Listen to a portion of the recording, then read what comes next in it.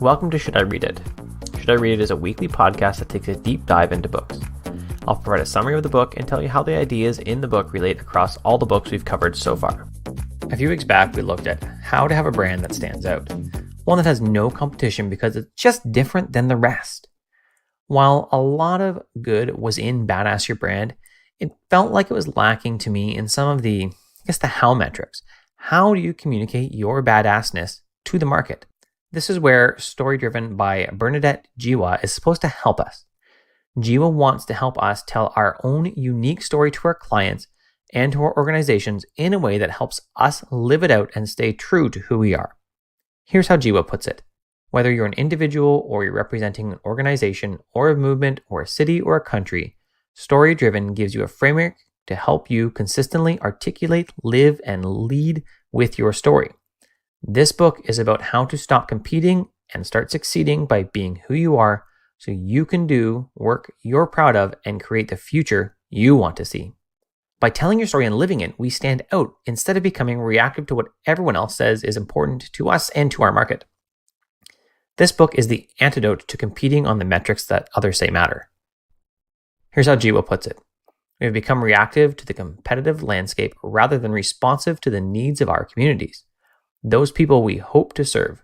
We are so focused on the competition or even the threat of it that we've forgotten to double down on what makes us and our work unique and valuable. Story Driven is broken up into 3 parts. The first part is designed to help you find your story. Part 2 is supposed to help you build a story-driven company and ends with a number of examples of stories inside companies and how they lived out within the framework of Jiwa. The third part is Jiwa walking us through questions that are supposed to draw out our own story. Before we dive into the full content of the book, let's look at the 2 types of companies that Jiwa says there are. Here's how she puts it.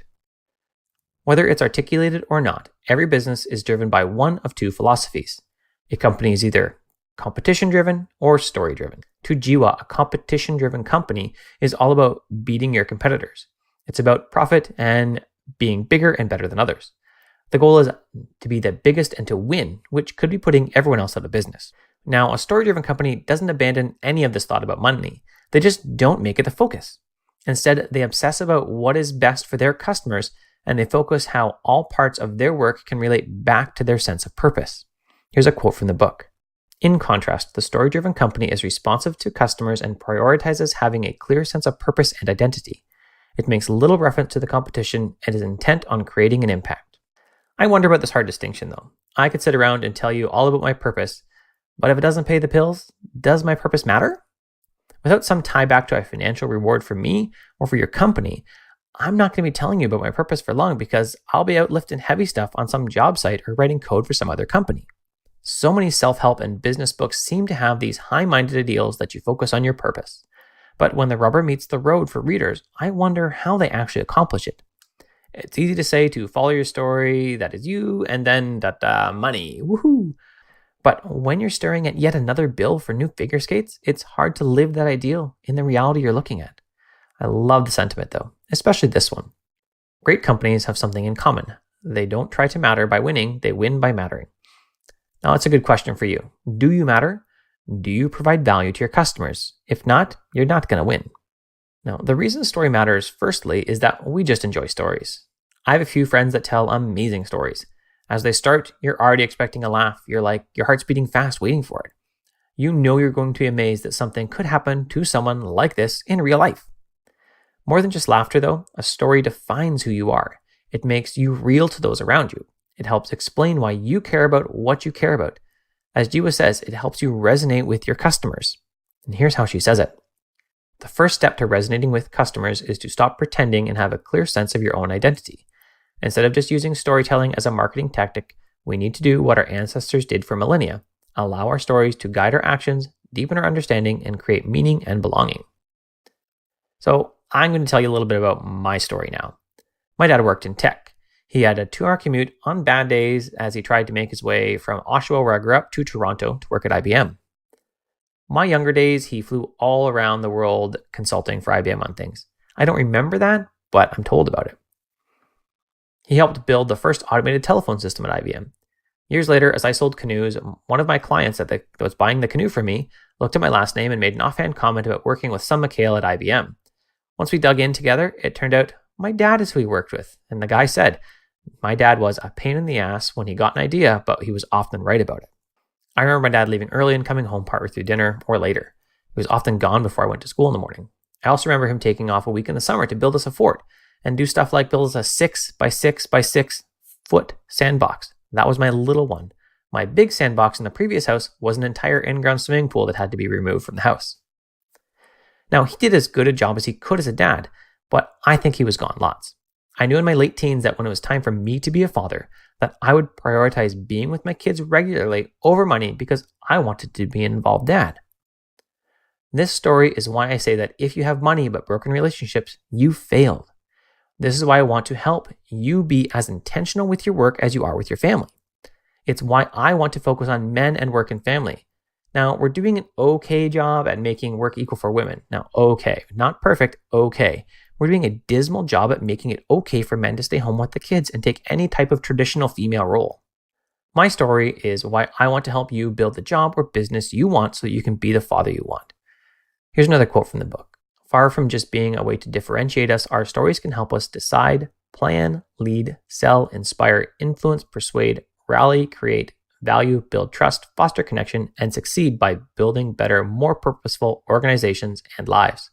Our stories can shape who we are. According to Jiwa, we have 3 main parts to our stories.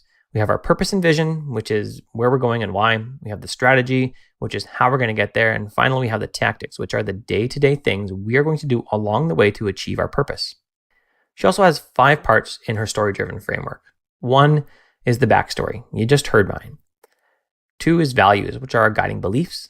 3 is purpose, our reason to exist. 4 is your aspiration for the future.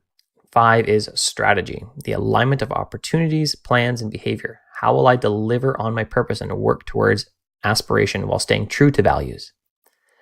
Like I said, I already walked you through my backstory, so I'm going to skip that. And instead of showing you how she does it with other organizations, I'm going to walk you through my story based on these 5 things. Like I said, we did backstory, so let's do number 2, values, my guiding beliefs. My belief is that it's time to be intentional about how you interact with your family, just like you would with your work. If you're not spending as much time learning to be a better husband or father as you are learning about running a good business, you're just out of balance. You're headed for failure. Number 3 is purpose to exist. I exist to help men bring intention to their family and their work so that they can build the business they need so they can spend time with their family. 4, vision, aspiration for the future. My aspiration is to help families connect together and get on the same page about work and life, to help build stronger marriages and help build a generation of men that are involved with their kids. 5, strategy. So how am I doing it? I admit that I've been timid in parts of this till very recently. In fact, this is the most direct I've been about what I want and what I do. And probably the first time I've actually told my story. I'm going to accomplish this by showing myself when I've screwed up and how I'm going to work to be as focused as I can on family life as I am on my work life. I can do that by involving my wife in my other podcast called The Smart Business Show and by writing more about what it means to be an involved father. Now, let's dive into what Jiwa says we need to do to build a story-driven company. I'll start with a quote from her. Being story-driven is less about following brand guidelines and more about choosing to act in ways that are consistent with core values. We've all witnessed how a company's purpose and values manifest in the actions of its employees, for good or ill.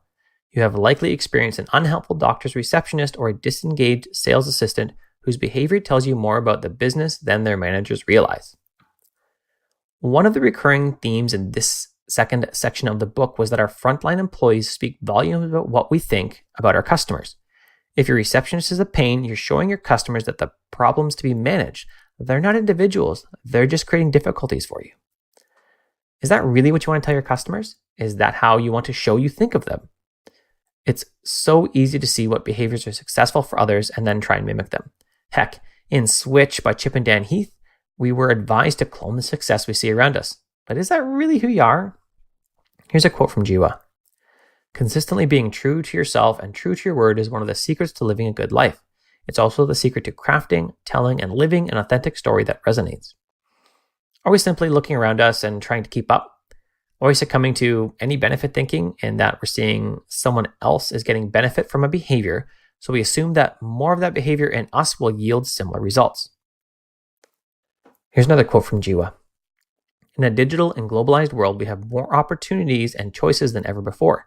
Sometimes in our attempt to fit in or keep up, we look for the shortcut to success or pursue goals that are more important to others than to ourselves. Now, I fell into this for a while in 2018 when I started doing daily emails. I talked to a bunch of friends and they all said it was just amazing. They saw more sales, they saw more interaction with their email lists. It was just better all around, all upside.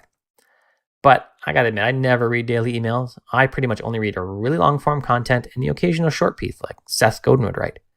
It was way too much work to do daily emails, and as I advise people to only focus on what matters, I kept looking at my emails and realizing they didn't matter a lot of the time. Ryan Holiday tells you about this trap as well in Perennial Seller. Here's how he puts it. People claim to want to do something that matters, yet they measure themselves against things that don't and track their progress not in years but in microseconds. I was tracking my success against metrics I just didn't care about. Worse yet, it cost me more money to do it as I changed my email provider and I saw zero increase in sales, nor was I able to produce the long-form content that I really wanted to produce. The content that helped me and that I could share with others that was really deeply valuable. I felt this discontent with my email marketing really soon, but I stuck it out because I continued to hear from others that it was just amazing for them. I wasn't being consistent with my actions as it related back to my story. I really hope I'm doing that now as I've stopped that.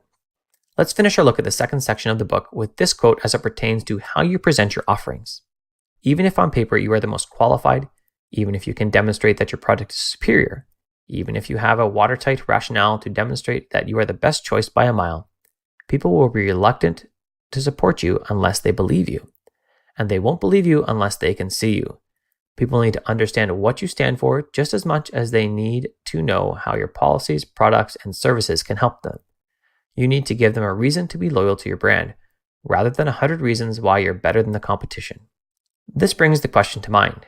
Have you been giving your customers a reason to be loyal? Now, Jiwa does actually go on for quite a few more pages in the book, but it's all showing us companies and how they follow her framework. Now, a lot of them don't even know it. Some have worked with her and they do really follow it, but others are popular companies and she's done a bunch of research on them to show you that their story fits in with the framework she has. The stories were decent, but really nothing to write home about. They did not help me understand the point of the book or to dive deeper into her framework. Now, part 3 is where I really felt the book kind of went off the rails for me. We have a bunch of standard questions for a book of this type. There was little new, and as far as I could tell, Jiwa didn't really walk us through a solid process to build our story. I was expecting that she'd ask us these questions, have us fill in some answers, and tell us how to take those answers and build the story of our company in a way that we could walk out with a new understanding of how we should be operating. That's just not what happened, at least not for me. She asked us the standard questions and then we just ended. That's it. If you've been struggling with focus, then my next book, The Art of Focus, is for you. In 3 simple steps, I'm going to walk you through how to generate ideas and vet them so that you can build a business you love. Check the show notes for a link to the email list. Subscribe and you can get the book free when it comes out.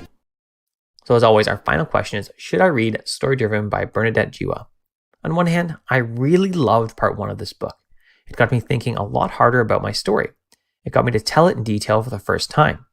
Hopefully, I'll be bolder about telling my story so that you can see it, and in theory, I'll give more people a reason to engage with me.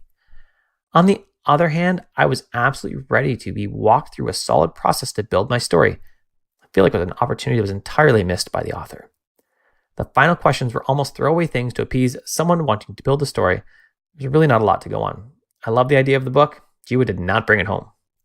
So I'm going to say, no, don't read the book. But I don't actually have a better book recommendation right now. So then I guess, yes, read the book, but expect to get inspired and then just feel like you got left hanging a bit. If you have other books that you think fit this bill, let me know. I have a few on my list upcoming, but it's going to take a bit before I get to them. So if you have other suggestions, I want to hear about them. Thanks for listening to Should I Read It? To support the show, you can leave me a review in iTunes or a heart or a star in whatever podcast player you use. These help more people find the show. If you want to get more reading done, you should get an Audible membership. If you use curtismchale.ca/recommends/audible, that will help the production of the show financially. In our next episode, we're going to talk about not coaching to the problems that you have in your organization. You need to coach the people if you want to build a winning team.